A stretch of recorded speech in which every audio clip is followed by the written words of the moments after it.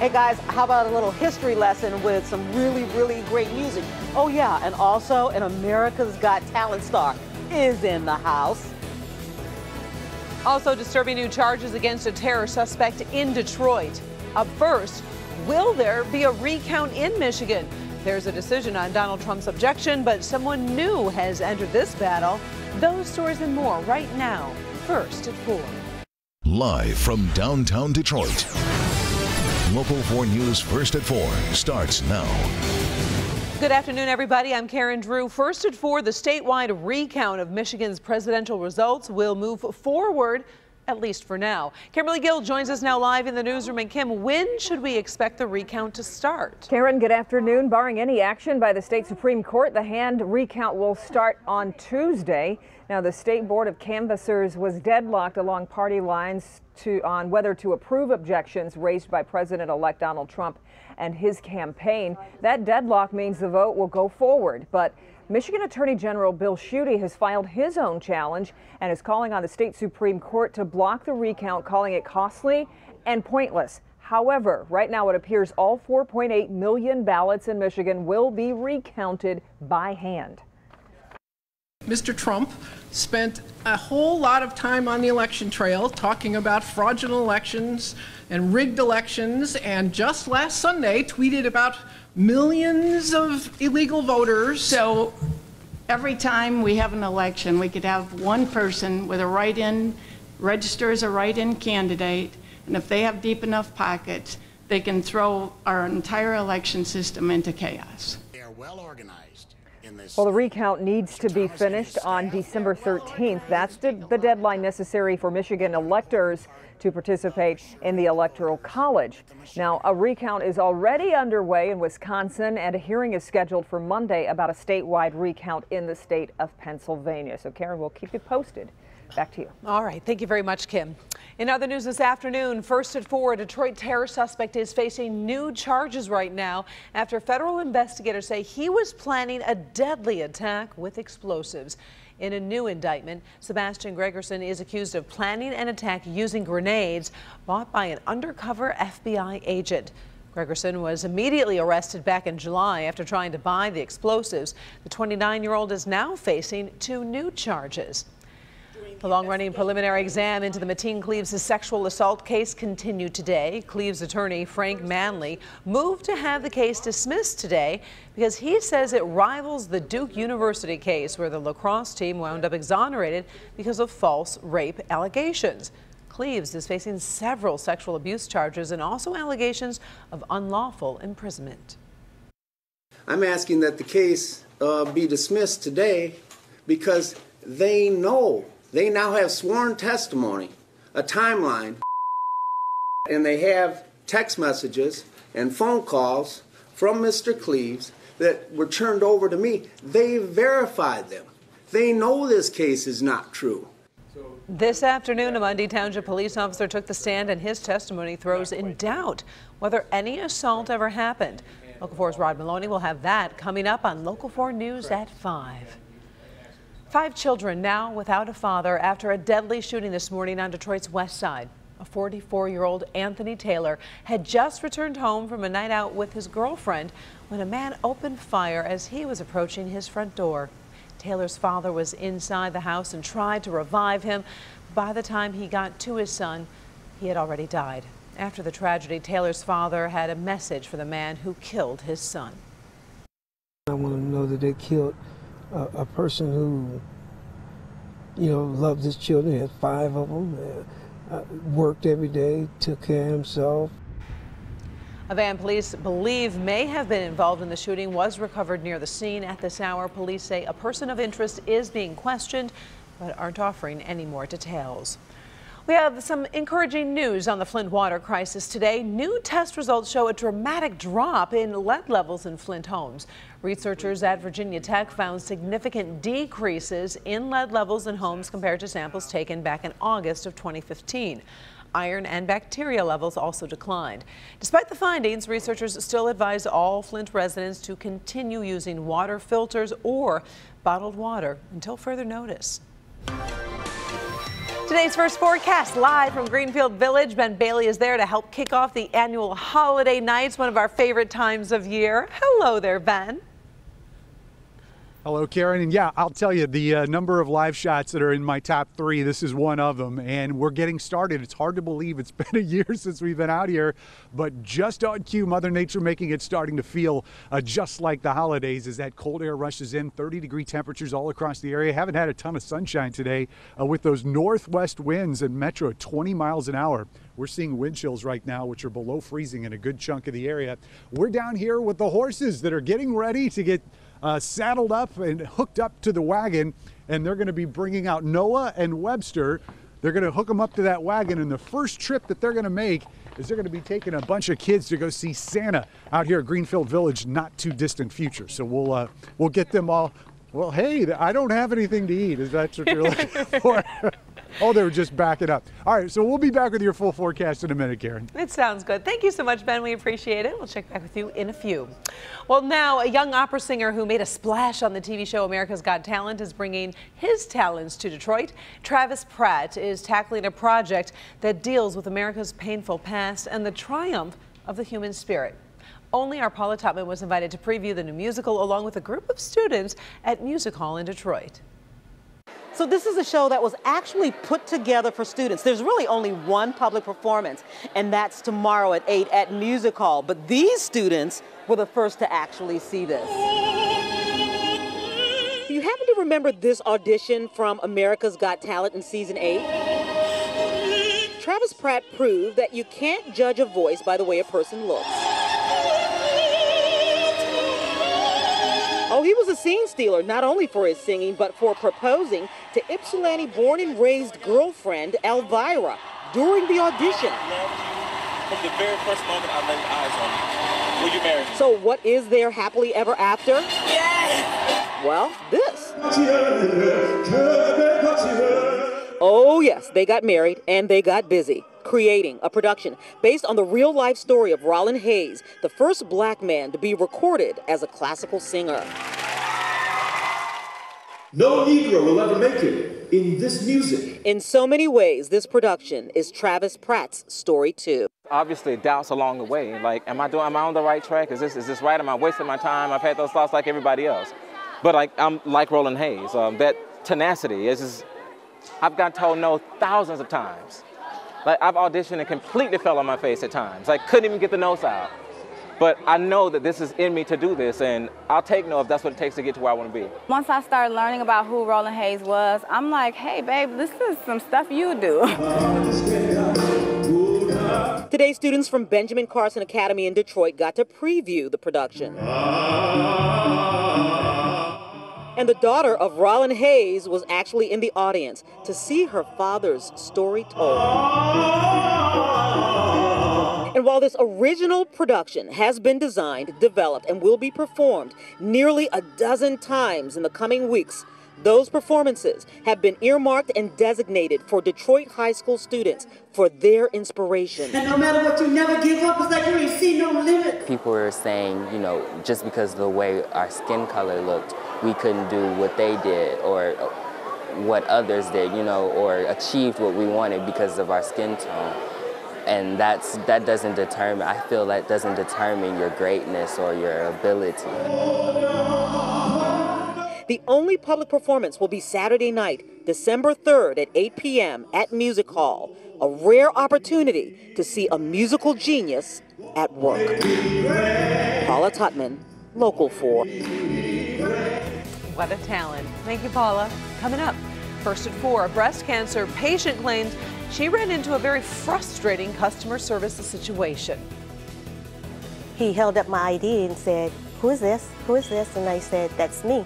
It was like, "No, that's not you." And I was like, "Yes." The rest of her story coming up, but first, Hank Winchester joins us. Hi, Hank. Hi, Karen. Good afternoon, everybody. We are tracking several important safety recalls, seatbelts that may not work, and a potential drowning hazard for babies. We'll reveal what you need to know in my Help Me Hank recall alert right after the break. Say goodbye. Coming up all new on Local 4 News at 5 and 6. A highly contagious illness is popping up in school-aged kids, and there are lots of viruses hitting hard in all ages. I'm Dr. Frank McGeorge. I'll show you what's going around where you live. In tonight's Help Me Hank recall alert, we are tracking a few recalls that could affect your family. The biggest is a safety concern with thousands of Ford cars. Consumer investigator Hank Winchester starts with that one. So what's the big concern, Hank? And the issue, Karen, is with the seat belts on about 680,000 Ford vehicles because those front seat belts could not hold people securely during a crash, according to testing. So far, Ford says there have been 2 injuries reported. The recall covers certain Ford Fusions, the 2013 to 2016 models, the Lincoln MKZs from 2013 to 2015, and some Ford Mondeo cars. Those are the 2015 and 16 model years. Ford will repair the seat belts free of cost. Notices are going to be sent out to consumers, we're told, mid-January. Take a look at this product right here. This is a baby bath seat. Federal investigators and regulators say it does not meet safety standards and could lead to a risk of drowning. Now, that recall involves all Lexibook baby bath seats and chairs intended for children 6 months and older. Parents should stop using that product immediately to avoid the child tipping over in that chair. The products were available from several online retailers, including Amazon.com. Contact the site where you made the purchase, ask for a full refund. And Trader Joe's also recalling 2 types of hummus across the country. Only one product right here, the one you see here, the white bean and basil hummus, was sold and available in Michigan. The big concern is that the hummus may be contaminated with listeria. The hummus should be thrown out or returned. You will get a full refund. The affected products have a used by date through December 15th of this year. All the products have been removed from store shelves. We have much more information on those recalls, including contact numbers for you. You'll find it all on the Help Me Hank page at clickondetroit.com. I'm Hank Winchester. Karen, back to you. All right. Thank you, Hank. Right now, let's get back to Ben Bailey, who is visiting Greenfield Village. And Ben, the weather's not really too bad today, but how about the weekend? How's that going to hold up for folks who want to head out to Greenfield? There's always a but in there, Karen. And yes, we're tracking snow by the end of the forecast. We'll get to that in a second. I was just getting acquainted with Noah here. Noah and I were just, talking about what's coming for the weekend. He was concerned about the snow as well, but it's not going to be a ton. We'll get to that in a second. 30-degree temperatures are what we're looking at right now, with those numbers below 40 across the entire area. In fact, you can see right now the only spots that are at 40 degrees are Grosse Ile and across the border in Harrow. A lot of clouds out there. There's some moisture on the map there on the radar, but a lot of that is off to our north and west. You still see the lake effect snow showers coming in just to the north of Traverse City. Otherwise, for the rest of the weekend, we're going to stay dry tonight. Skies remain mostly cloudy, and that's how we're going to play Saturday as well. Sunday begins dry, and then we start watching the moisture move in once we get into the afternoon, and you'll see it's not going to be a ton, but with temperatures down below that 38-degree mark or so in the afternoon, we will be seeing some snow showers, and that's going to be enough to sit on the grass in some areas, much less than an inch as far as accumulation goes.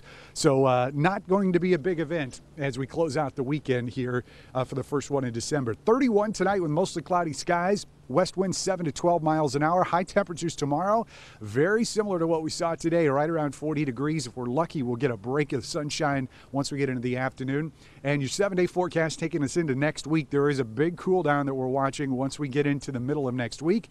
But temperatures will spike at least to the mid-40s Monday and Tuesday, which is a little bit above average for this time of year. And then we'll be down into the 30s for highs as we get into next week. So 'tis the season. I'm here with Ryan Spencer from Greenfield Village. Here we go again, another holiday nights. Here we go again. Yes, that's right. This is our first night of 18 nights for holiday nights, and this really is Detroit's premier Christmas experience. We have ice skating and wagon rides, carolers, brass bands, and even chestnuts on an open fire. There you go. And I said at the top of the show that this is one of my favorite live shots of the year, and I'm not just saying that because Ryan's here, but what is, if people have not been out here before, just give us a flavor of what they can expect. If you haven't been here before, you're going to experience something like walking into a Currier and Ives Christmas card. It's fantastic. We've got ice skating. Everything ends with a fireworks show and a sing-along and lanterns. It's fantastic. Every home that can accommodate cooking has wonderful cooking demonstrations going on, and so you'll work up quite an appetite for roast beef sandwiches and everything that we have to sell. We did the chocolate last year. Is that going to be around this year as well? That's correct. We'll have chocolate again this year. Perfect. And if folks want to get tickets, how do they go about getting those? Sure. If you go onto our website, thehenryford.org, we still do have tickets available. Fridays and Sundays are the perfect nights for tickets still. Friday and Sunday. We'll remember that, Ryan. Thank you very much. So, Karen, there you go. Bring the kids, bring everybody. It's a great way to sort of kill some time with the in-laws when they're in town out here in Greenfield Village. They would love, I definitely think they would love that. All right, Ben Bailey live at Greenfield Village this afternoon. We'll check back with you at 5 and 6. Well, do you remember the story we talked about a couple days ago? I'm not trying to say I told you so, but Ben and I said we didn't think this was going to work. Domino's said it was training reindeers to deliver pizzas. Well, coming up, I'll tell you what they're saying now about that plan. Up first, a breast cancer patient launches a complaint against a nationally known company, her story, and why she felt embarrassed and frustrated. But first, as we go to break on your Friday afternoon, take a look at the screen and you will see how the markets have closed for the day. We'll be right back, everybody.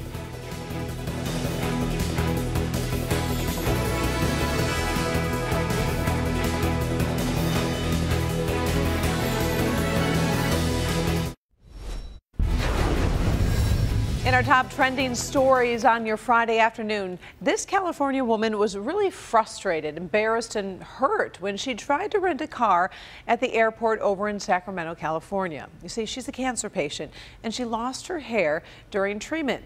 At first, the rental agent refused to give her a car. She didn't look like the photo that was on her driver's license because of her wig. He held up my ID and said, "Who is this? Who is this?" And I said, "That's me." It was like, "No, that's not you." And I was like, "Yes, it's me. I have cancer." And then he was like, "No, that's not you." And I took off my hat and I was like, "See, I have cancer."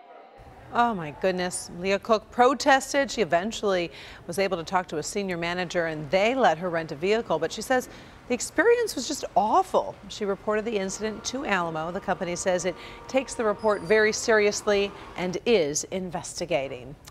Moving now to Washington State, this story is trending this afternoon. A man had these beer bottles actually stolen from his truck. Now, you might not think, well, what's the big deal with that? But these bottles are 100 years old.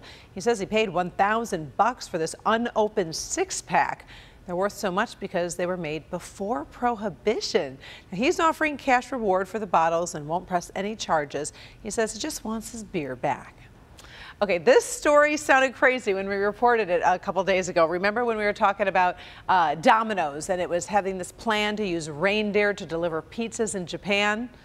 I guess it didn't work. They're scrapping the plan. We showed you how they were trying to train the deer to get delivered pizzas through heavy snow this winter. Look at that video. Yeah, it didn't seem like it was working that well. They couldn't control the deer. Some pizzas were actually turned upside down during training, which obviously doesn't make any customer very happy. So they had a couple meetings, made an official decision, no reindeer pizza delivery. Good call.